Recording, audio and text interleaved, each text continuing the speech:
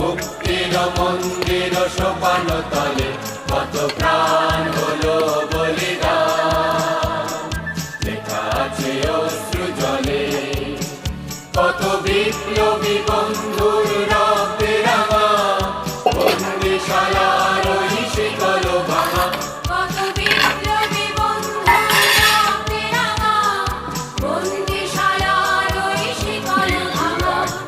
তারা কি ফিরিবে